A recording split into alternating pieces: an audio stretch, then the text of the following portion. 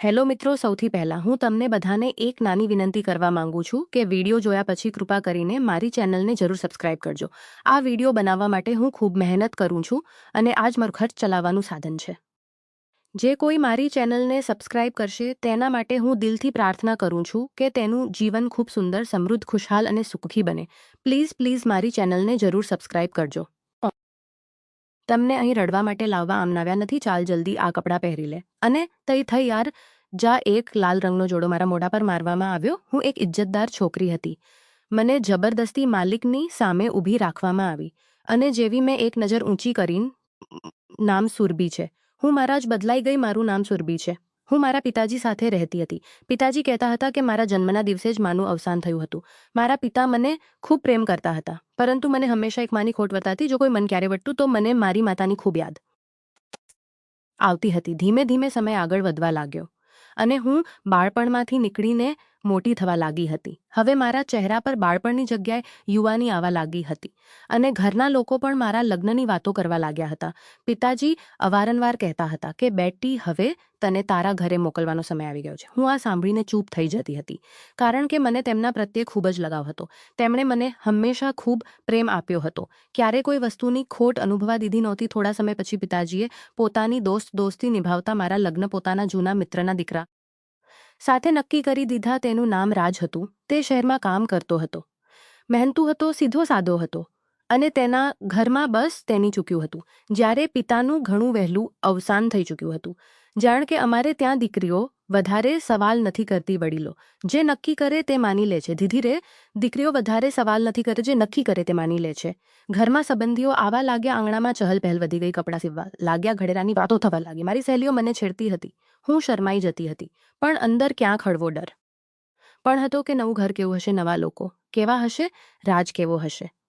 શું તે મને સમજશે? શું ત્યાં ખુશ રહી શકીશ? પછી લગ્નનો દિવસ પણ આવી ગયું. ઘર રોશનીથી ભરાઈ ગયું. ઢોલકનો અવાજ ગુંજી રહ્યો હતો. બધા લોકો દોડધામમાં લાગ્યા હતા. હું દુલ્હન બનીને એક રૂમમાં બેઠી હતી. હાથમાં મહેંદી હતી. આંખોમાં સપના અંધેલ ખૂબ જોરથી ધબકી રહ્યું હતું. થોડી વાર પછી મારા લગ્ન રાજ સાથે થઈ ગયા.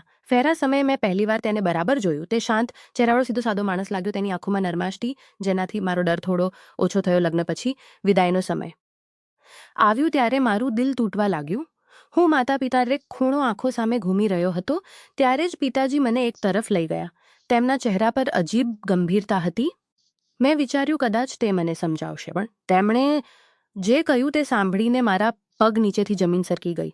તેમણે ધીમા અવાજે કહ્યું, બેટી, આજે એક સત્ય કહેવું જરૂરી છે. તું મારી પોતાની સગી સંતાન નથી. હું થોડી ક્ષણો તેમને જોતી જ રહી ગઈ. મને લાગ્યું કે કદાચ ધ્રુજતા અવાજે કહ્યું કે ઘણા વર્ષો પહેલાં તું મને રસ્તાના કિનારે મળી હતી. તું ખૂબ જોરથી રડી રહી હતી, એટલે તને ઘરે લઈ આવી. તે દિવસે તારા ગળામાં એક લોકેટ હતું. મેં તેને સાચવીને રાખી લીધું હતું. મેં ક્યારે તને આ વાત જણાવી નહીં, કારણ કે મને ડર હતો કે ક્યાંક તું તૂટી ના જાય. તું આ ઘરેથી જઈ રહી છે ત્યારે આ તારો હક છે. એટલું કહીને તેમણે ખિસ્સામાંથી તે જૂનું લોકેટ કાઢ્યું અને મારા હાથમાં મૂકી દીધું. મારું આખું શરીર ધ્રુજી રહ્યું હતું. મેં ધીરેથી તેને ખોલ્યું તો તેમાં એક તરફ મારી નાની તસવીર હતી અને બીજી તરફ એક સ્ત્રીની તસવીર હતી. કદાચ મારી માની હું તે તસવીર જોતા જ રડી પડી. મને એવું લાગ્યું મારી અસલીમાં કોણ હતી, કે જાણે મારા શ્વાસ થંભી ગયા હોય. હું કોણ છું? મને કેમ છોડી દીધી? હું રસ્તા કિનારે કેવી રીતે પહોંચી? આટલા બધા સવાલો એકસાથે મારી અંદર ઉઠવા લાગી, પણ તે સમયે કોઈ સવાલોનો જવાબ નહોતો. મેં તે લોકેટને મારા હૃદય સરસું ચાપી દીધું. પછી તેને મારા ગળામાં પહેરી લીધું. એવું લાગ્યું કે જાણે પહેલી વાર મારો કોઈ ભાગ મને પકડી લીધા અને કહ્યું કે તમે જ મારા અસલી પિતાજી છો. જે ઉછેર તે જ પોતાના હોય. તેઓ પણ રડી પડ્યા. તેણે મારા માથા પર હાથ રાખ્યો અને કહ્યું કે ખુશ રહેજે દીકરી, એ જ મારી દુઆ છે. પછી વિદાય થઈને સાસરે કઈ રસ્તામાં હું તે લોકેટને પકડી રહી. ક્યારેક તેને જોતીવી હશે. શું તે આજે જ ક્યારેક છે કે મારી માં કેવી હશે? શું તે આજ જીવતી હશે? શું તેને મને યાદ કરી હશે? પણ ધીરે ધીરે હું નવા ઘરના દરવાજા સુધી પહોંચી. મારી સાસુએ આરતી ઉતારી, મનગળે લગાવી અને બોલી આવી ગઈ. મારી દીકરી. તેમના અવાજમાં એટલું પોતાપણું હતું કે મારું ડરેલું દિલ થોડું શાંત થઈ ગયું. ઘર મોટું તો નહોતું, પણ સાફ સુથરું હતું અને તેમાં પ્રેમ હતું. બીજા અહેસાસ થવા લાગ્યો કે ખરેખર હું સારી જગ્યાએ આવી છું. મારી સાસુ મને કોઈ કામ કરવા દેતી નહોતી. જો હું રસોડામાં જાઉં તો કહેતી કે રહેવા દે, હજી નવી દુલ્હન છે. આરામ કરજો, હું ઝાડ ઉઠાવતી તો કહેતી આ બધું કામ ઉંમરભર કરવાનું છે. અત્યારે બેસ મારી પાસે. તે મને પોતાના હાથે જમવાનું પીરસતી, મારા માથામાં તેલ નાખતી, મારા કપડાં સાચવતી અને દરેકને કહેતી કે મારી વહુ નહીં મારી દીકરી છે. હું આ સાંભળીને ભાવુક થઈ જતી, કારણ કે માનો પ્રેમ મને પહેલીવાર આટલા સ્પષ્ટ સ્વરૂપમાં મળી રહ્યો હતો. મારા દિલમાં જે ખાલી જગ્યા હતી ધીરે ધીરે ભરાવા લાગી. રાજ પણ મારી સાથે ખૂબ સારો હતો. લગ્ન પછીના તે 2 મહિના જાણે કોઈ સપના જેવા હતા. તે સવારે ઉઠતા જ 2 મહિના પૂછતો તે બરાબર જમ્યું છે કે નહીં. જો હું ઉદાસ દેખાતી તો કારણ પૂછતો, જો હું હસતી તો તે પોતે પણ ખુશ થઈ જતો. સાંજે બજારમાંથી ક્યારેક બંગડીઓ લઈ આવતો, ક્યારેક મીઠાઈ, ક્યારેક મારી પસંદનો દુપટ્ટો. તે નાની નાની વાતોથી મને ખાસ અનુભવ કરાવતો. ને રાત્રે મોડે સુધી અમે વાતો કરતા. તે પોતાના કામના કિસ્સા સંભળાવતું, હું મારા બાળપણની વાતો જણાવતી. જો લોકેટવાળું સત્ય મેં હજુ સુધી તેને જણાવ્યું નહોતું, પણ ઘણીવાર તેને જોતા મન થતું કે બધું કહી દઉં. તેની આંખોમાં ભરોસો હતો. તું કહેતો કે તું આવી છે તો ઘર ઘર જેવું લાગવા માંડી જતી. મારી સાસુ પણ અમને બંનેને જોઈને ખુશ થતી, કહેતી કે ઉપરવાળાએ બંનેને જોઈને ખુશ થતી, કહેતી કે ઉપરવાળાએ મારા દીકરાને સાચી જોડી આપી છે. ઘરમાં શાંતિ હતી, પ્રેમ હતો, સન્માન હતો.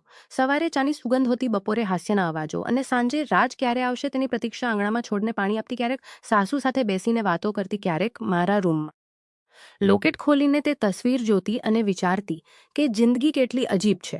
એક તરફ મન મારું સત્ય મળ્યું, બીજી તરફ મને નવો પરિવાર મળી ગયો હતો. હું ઘણીવાર રાત્રે ઉપરવાળાનો શુક્રિયો કરતી હતી કે તેને મને આટલા સારા લોકો આપ્યા છે. 2 મહિના ક્યારે નીકળી ગયા ખબર જ ના પડી. પછી એક દિવસ રાજે કહ્યું કે તેને પાછું બહાર કામ પર જવું પડશે, કારણ કે ઘર ચલાવવા માટે નોકરીની જરૂર છે. આ સાંભળીને મારું મન બેસી ગયું, પણ હું સમજતી હતી કે મજબૂરી શું હોય છે. જતાં પહેલાં તેને મારો હાથ પકડીને કહ્યું કે ઉદાસ ના થઈશ, જલ્દી પાછો આવીશ. માનું ધ્યાન રાખજે ને. તારું પણ. હું રડી પડી. તેને મારા આંસુ લૂછાને કહ્યું, હું જ્યાં આ પણ રહીશ દિલ, તો અહીં જ રહેશે. તે 2 મહિના ખરેખર મારા માટે કોઈ સુંદર સપના જેવા હતા, જેમાં પહેલીવાર મને લાગ્યું હતું કે કદાચ હવે જિંદગી મને પણ ખુશ રહેવા દેશે. અને તે સમય સુધી બધું ખૂબ સારું ચાલતું રહ્યું. રાત ફરીથી કામ કરવા માટે બહાર ચાલ્યો ગયો હતો, અને તેના ગયા પછી ઘર એકદમ ખાલી ખાલી લાગવા માંડ્યું હતું. પહેલાં જ્યારે તે વખતે હાસ્ય રહેતું, વાતો થતી, રાહ રહેતી કે ક્યારે સાંજ પડે અને અમે સાથે બેસીએ, પણ હવે ફરીથી એ જ અંતર આવી ગયું હતું. જો કે શરૂઆતમાં બધું ખૂબ સારું ચાલી રહ્યું હતું. રાત દર મહિને પૈસા મોકલી દેતો હતો, ક્યારેક 1 મહિનાના તો ક્યારેક 2 મહિનાના થોડા વધારે, જેથી અમને કોઈ વસ્તુની ખોટ ના રહે. અને મારી સાસુ બજાર જતા હતા, રાશન લેતા, ક્યારેક કપડાં જોઈ લેતા, ક્યારેક બંગડીઓ, તો ક્યારેક ઘરની નાની મોટી વસ્તુઓ લઈ આવતા. ને હસતા તે મને પોતાની દીકરીની જેમ જેમ સાથે લઈને હસતા રહેતા. અને તે મને પોતાનેમાં કહીને જ બોલાવતી હતી. સાચું કહું તો મને હવે તે ઘર પોતાનું લાગવા માંડ્યું હતું. હું સવારે ઉઠતી તો સાસુ સાથે ચા પીતી, પછી ઘરનું કામ કરતી. બપોરે અમે બંને સાથેથી સાંજે છત પર બેસી જતા અને રાજની વાતો કરતા કે ક્યારે આવશે, શું લાવશે, કેવો હશે. આ બધું વિચારીને હું હસકી રહે છે. એક સાંજુ અને મારી સાસુ આંગણામાં બેઠા વાતો કરી રહ્યા હતા. ત્યારે જ રાજનો કોલ આવ્યો. સાસુએ ફોન ઉઠાવ્યો અને હસીને પૂછ્યું, કેમ છે બેટા? સામેથી તેનો અવાજ થોડો ઉતરેલો હતો. તેને કહ્યું, માં કામ, હું પૈસા નહીં મોકલી શકું, થોડા દિવસ સંભાળી લો. સાસુનો ચહેરો એકદમ ઉતરી ગયો, પણ તેમણે પોતાને સંભાળ્યા અને બોલી, કોઈ વાંધો નહીં, લઈશું. તું પરેશાન ના થઈશ, તું તારું ધ્યાન રાખજે. ફોન કપાઈ ગયો તો હું તેમના ચહેરાને જોતી રહી ગઈ. તેમણે હસવાની કોશિશ કરી અને બોલી, થોડા દિવસની વાત છે, બધું ઠીક થઈ જશે. મેં પણ માથું હલાવી દીધું, પણ દિલમાં ચિંતા બેસી ગઈ. ધીરે ધીરે 2-3 મહિના એમ જ નીકળી ગયા. રાતનું કામ ઠીક નહોતું અને પૈસા ના આવ્યા. અમે ભાડાના ઘરમાં રહેતા હતા. ભાડું પણ ભેગું થતું જતું હતું. રાશન પર વિચારીને વાપરવું પડતું હતું. ઘણીવાર સાસુ પોતે ઓછું ખાતી અને કહેતી કે મારું મન નથી, તું ખાઈ લે. હું સમજી જતી, પણ કંઈ કહી શકતી નહોતી. જે ગલીમાં અમે રહેતા હતા ત્યાં બધા જ ઘર ભાડાના હતા, અને તે બધાનો માલિક એક શેઠ હતો, ખૂબ કઠોર માણસ. તેને કોઈની મજબૂરી સાથે કોઈ લેસા જોઈતા હતા. લોકો તેનાથી ડરતા, કારણ કે તે ગુસ્સાવાળો હતો અને વાતે વાતે અપમાન કરતો. એક દિવસ તે દરવાજા પર આવ્યો અને જોરથી બૂમ પાડવા લાગ્યો. સાસુ બહાર ગઈ તો તે બોલ્યો, જો આ વખતે ભાડું નહીં મળે ને તો હું તમને બંનેને સામાન સાથે બહાર ફેંકી દઈશ, રસ્તા પર ઊભા કરી દઈશ. તેનો અવાજ એટલો જોરથી હતો કે પાડોશીઓ પણ જોવા લાગી. સાસુ, હાથ જોડો, સમય વધારે આપો, પૈસા મળતા જ આપી દઈશું. તે ઘૂરીને જોયું અને બોલ્યો, બીજી વાર ના કહેતા. પછી ચાલ્યો ગયો. તે દિવસે પહેલી વાર મેં સાસુને રડતા જોઈ. તે રૂમમાં આવીને ચૂપચાપ બેસી ગઈ. મેં તેમનો હાથ પકડ્યો તો બોલી, બેટા ચિંતા ન કર, બધું ઠીક થશે. પણ તેમનો અવાજ ધ્રુજી રહ્યો. થોડા દિવસ પછી એક સાંજ હું અને મારી સાસુ બજાર જઈ રહ્યા હતા. રસ્તામાં અચાનક તે શઠ પાછળથી આવી ગયો.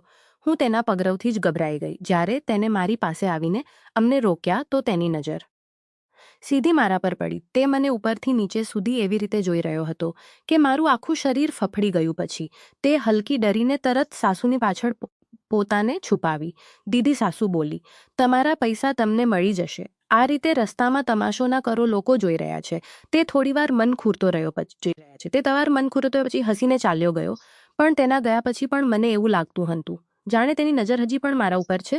તે રાત્રે મને ઊંઘ ન આવી. થોડા દિવસો પછી બપોરનો સમય હતો. સાસુ મંદિરે ગઈ હતી. હું ઘરમાં એકલી હતી. ત્યારે જ દરવાજો ધક્કો મારીને ખુલ્યો અને તે શેઠ અંદર આવી. હું તેને જોઈને ગભરાઈ ગઈ અને પાછળ હટી ગઈ. ત્યારે જ સાસુ પણ પાછી આવી ગઈ.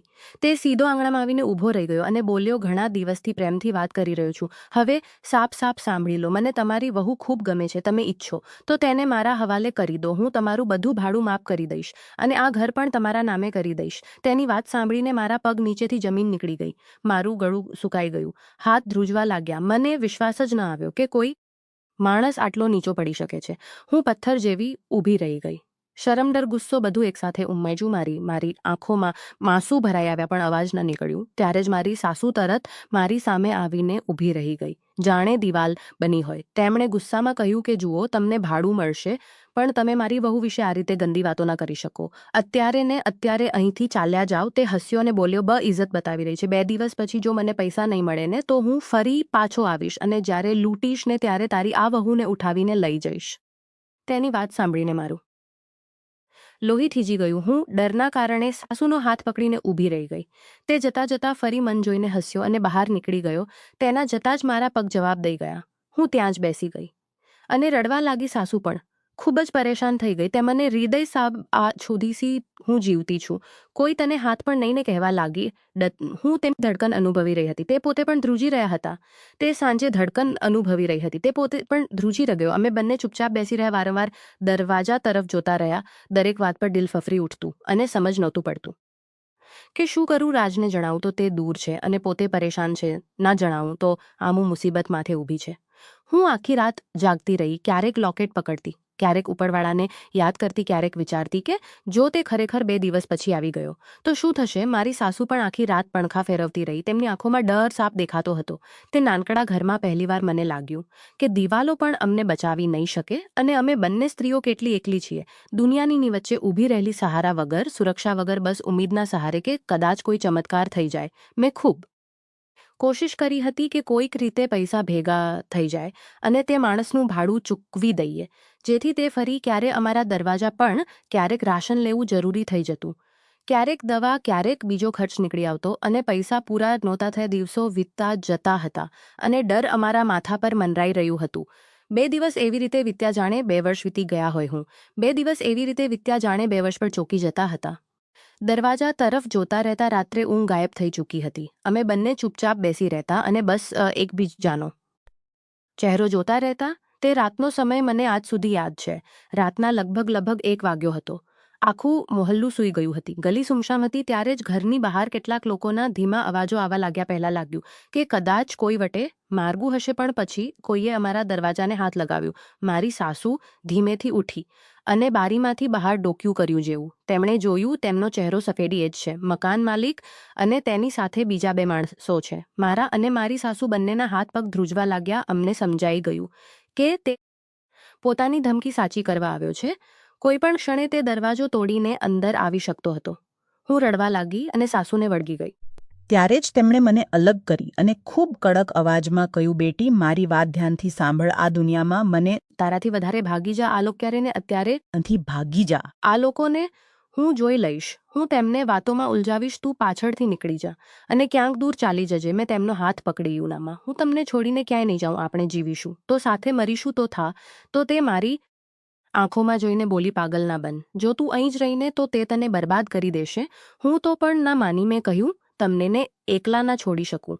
ત્યારે જ તેમણે મારા માથા પર હાથ રાખ્યો અને બોલી, તને મારી કસમ છે, જો તું મને તારીમાં માનતી હોય તો અત્યારે જ જતી રહે, નહીંતર હું અહીં જ મારી જાતને મારી નાખીશ એટલું કહીને તેમણે પાસે રાખેલી છડી ઉઠાવી લીધી. હું તેમને જોઈને ડરી ગઈ. તેમની આંખોમાં આંસુ હતા પણ ઈરાદો મજબૂત હતો. બહારથી દરવાજો પીટવાનો અવાજ તેજ થઈ રહ્યો હતો. તે માણસ ગાળો આપી રહ્યો હતો અને કહી રહ્યો હતો કે દરવાજો ખોલો. ધ્રુતતા ધ્રુતતા પાછળ હટી સાસુએ મને બારી તરફ ધક્કો માર્યો અને બોલી, ભાગી જા બેટી, ભાગી જા, ઉપરવાળો તારો રખે વાલ છે. મારી પાસે કોઈ રસ્તો બચ્યો નહોતો. હું રડતા રડતા બારીમાંથી બહાર કૂદી અને અંધારામાં ભાગવા લાગી. પાછળથી દરવાજો તૂટવાનો અવાજ આવ્યો, પછી ઘરની અંદર કૂસવાના અવાજો સંભળાયા. મને તે માણસનો અવાજ સંભળાયો. તે મારી સાસુને મારા વિશે પૂછી રહ્યો હતો. સાસુ બૂમો પાડી રહી હતી. કંઈક પડવાના અવાજો આવી રહ્યા હતા. હું રોકાઈ શકતી નહોતી. હું મારા કાન પર હાથ રાખીને ભાગતી જતી હતી, જેથી તેમની ચીસો ના સાંભળું. મારું દિલ ફાટી રહ્યું હતું પણ કદમ રોકાતા નહોતા. હું ભાગતા ભાગતા ખૂબ દૂર નીકળી આવી હતી. શ્વાસ ફૂલી ગયો હતો. પગમાં જાન નહોતી. હાથ પગ ધ્રુજતા હતા. ગલી ખત્મ થઈ ગઈ. સુમસામ રસ્તો, ચારે બાજુ અંધારું ફેલાયેલું, ક્યાંક ક્યાંક ઝાડોના પરછાયા. હું કોઈની પાસે મદદ પણ માંગી શકતી નહોતી, કારણ કે તે સમયે દરેક માણસ મને ખતરો લાગતો હતો. મને લાગતું હતું કે દરેક ચહેરો પહેલા માણસ જેવો જ હશે. ઘણીવાર સુધી ભાગ્યા પછી હું ક્યાંક દૂર જઈને એક મોટા ઝાડ નીચે બેસી ગઈ. મારા શ્વાસ તેજ ચાલી રહ્યા હતા. સીનું ધબકતું હતું. આંખોમાંથી આંસુ રોકાતા જ નહોતા. મને ખબર નહોતી કે હું ક્યાં છું. મારી પાસે ના પૈસા હતા, ના કોઈ પોતાનું, ના કોઈ સહારો. મેં ધ્રુતા હાથે મારો દુપટ્ટો ચહેરા પર ખેંચી લીધો છે, જેથી જો કોઈ નીકળે તો મને ઓળખી ના શકે. હું પોતાની જાતમાં સમેટાઈને બેસી ગઈ. રાત ખૂબ ઠંડી લાગી રહી હતી. ડરથી મારું શરીર જકડાઈ ગયું હતું. ત્યારે જ દૂરથી એક ગાડીની રોશની મારી તરફ આવતી દેખાય. પહેલા હરકી રોશની, પછી તેજ થતી ગઈ. જેમ જેમ તે પાસે આવી મારો ડર વધતો ગયો.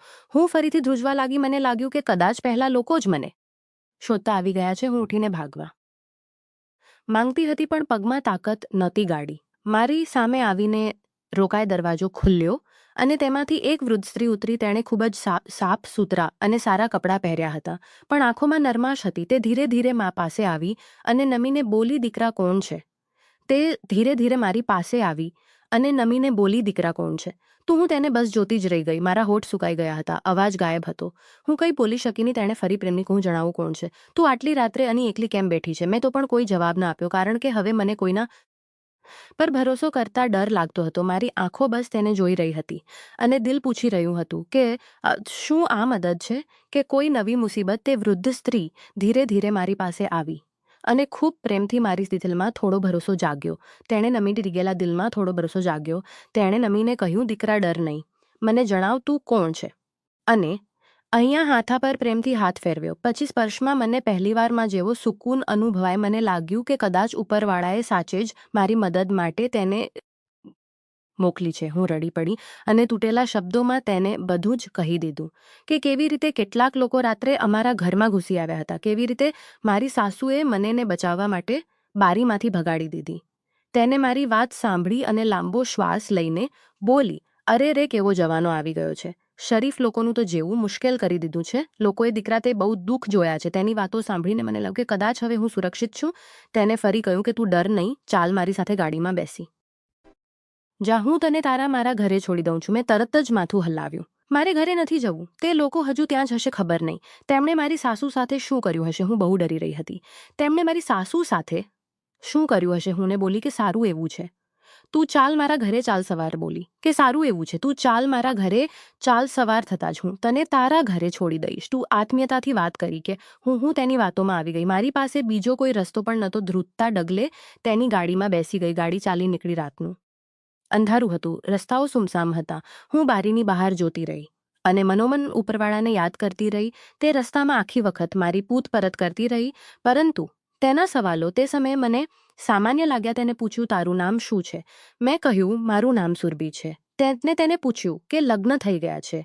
મેં કહ્યું કે હા, હમણાં થોડો જ સમય થયો છે. તેને પૂછ્યું અને મારી સાસુ સાથે રહીએ છીએ. પછી તેને પૂછ્યું, તારી આગળ પાછળ બીજું કોઈ નથી? ચેતન શોધવા આવે. તેના ચહેરા પર હલકી અજીબ સ્મિત હતી, પરંતુ તે સમયે હું સમજી શકી નહીં. મેં સીધો જવાબ આપ્યો કે ના, બસ મારા પિતા છે, તેમની સાથે ક્યારેક વાત થઈ જાય છે. તેણે ઠીક છે, સારું, અને પછી તે ચૂપ થઈ ગઈ. હવે મને તેની ચૂપકીદી ભારે લાગવા માંડી હતી.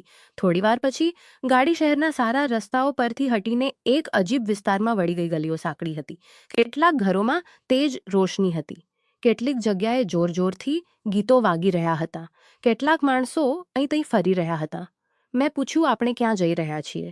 તે બોલી, બસ પહોંચી ગયા દીકરા, હવે તું આરામ કરીશ. થોડીવાર પછી ગાડી એક મોટા ઘરની સામે જઈને ઊભી રહી. ઘર બહુ મોટું હતું, પણ તેને જોઈને સુકૂન ને ડર અનુભવાતો હતો.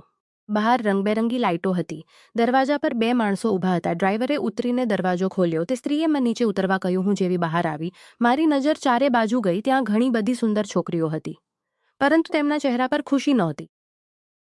તેમણે ચમકતા ટૂંકા કપડાં પહેર્યા હતા, બહુ તેજ મેકઅપ કર્યો હતો. કેટલીક હસી રહી હતી, પણ તેમની આંખો ખાલી હતી. ઘણા બધા માણસો પણ ત્યાં હતા. કોઈ જોરથી હસી રહ્યું હતું, કોઈ છોકરીઓને તાકી રહ્યું હતું. તે જગ્યા મને બહુ ડરામણી લાગી. મારું દિલ ઝડપથી ધડકવા લાગી. પાછી હટી ગઈ અને તે સ્ત્રીને કહ્યું કે જુઓ, મારે મારા ઘરે જવું છે. મને સારું નથી લાગતું, મન જવા દો. તેણે તરત જ પોતાનો ચહેરો બદલી નાખ્યો. જે સ્ત્રી થોડીવાર પહેલા મીઠા અવાજમાં વાત કરી રહી હતી, તેની આંખો હવે કઠોર થઈ ગઈ. તેને મારો હાથ જોરથી પકડ્યો અને મરોડી નાખ્યો દર્દથી.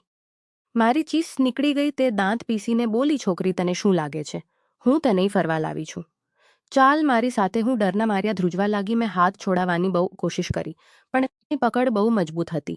તેને મારા વાર પકડીને જોરથી ખેંચ્યા. હું જમીન પર પડી ગઈ. મારા ગુટ છોલાઈ ગયા. આંખોમાંથી આંસુ વહેવા લાગ્યા. હું હાથ ચોરીને રડવા લાગી કે મને અહીંથી જવા દો. હું ખોટી જગ્યાએ આવી ગઈ છું. મને છોડી દો. હું તમારા પગે પડું છું. પણ તેને મારે ઘસવાનું શરૂ કરી દીધું. આસપાસ ઊભેલા લોકો બધું જોઈ રહ્યા હતા, પણ કોઈ કંઈ જ ના બોલતું, જાણે આ બધું ત્યાં રોજ થતું હોય. કેટલીક છોકરીઓ મને જોઈને નજર ઝુકાવી રહી હતી, જાણે તે પોતે ક્યારેક મારી જગ્યાએથી રહી, પણ કોઈને દયા ન આવી. તે સ્ત્રીએ ગાળ આપતા કહ્યું કે બહુ સીધી બની રહી છે. 2 દિવસમાં બધી અકડ નીકળી જશે. પણ તેને 2 માણસોને ઈશારો કર્યો. મને પકડીને ઉઠાવી. હું છૂટવાની કોશિશ કરતી રહી, બૂમો પાડતી રહી, પણ મારો અવાજ તે શોરમાં ક્યાંક દબાઈ ગયો. મને અંદર લઈ જવામાં આવી રહી હતી અને મને લાગતું હતું કે જાણે હું કઈ અંધારા કૂવામાં પડતી જઈ રહી હોઉં. તે પડે મને મારી સાસુ યાદ આવી, જે મને બચાવવા માટે એકલી તે દરિંદાઓની સામે ઊભી રહી ગઈ હતી. મને રાજ યાદ આવ્યો છે. દૂર ક્યાંક હતો અને જાણતો નહોતો કે તેની પત્ની કેવી મુસીબતમાં ફસાઈ ગઈ છે. મને મારા પિતા યાદ આવ્યા અને તે લોકેટ જે અત્યારે પણ મારા ગળામાં હતું. મેં તેને કસીને પકડી લીધું અને રડતા રડતા મનોમન કહ્યું કે ઉપરવાળા તું છે. તે વખતે ત્યાં મારું સાંભળનાર કોઈ નહોતું અને હું એક નવી ભયાનક કેદના દરવાજે ઊભી હતી. તે જ રાત્રે મને ઘસડતા એક રૂમમાં લઈ જવામાં આવી અને અંદર ધક્કો મારીને બંધ કરી દેવામાં આવી. દરવાજો બહારથી બંધ કરી દેવાયો. હું પૂરી તાકાતથી દરવાજા પર મુક્કા મારતી રહી. બૂમો, પરે જવું છે. મારી સાસુ મારી રાહ જોતી હશે, પણ બહારથી કોઈ જવાબ ન. મેં કંઈ નથી કર્યું. માર ઘરે જવું છે. મારી સાસુ જવાબ ન આવ્યો. રૂમમાં બહુ વધારે અંધારું હતું, એવું અંધારું જેમાં પોતાનો હાથ પણ દેખાય નહીં. હવા ભારે હતી. દિવાલોમાંથી ભેદની ગંધ આવી રહી હતી. ઘૂંટણમાં માથું રાખીને રડતી રહી. ક્યારેક દરવાજાથી ડર એવો હતો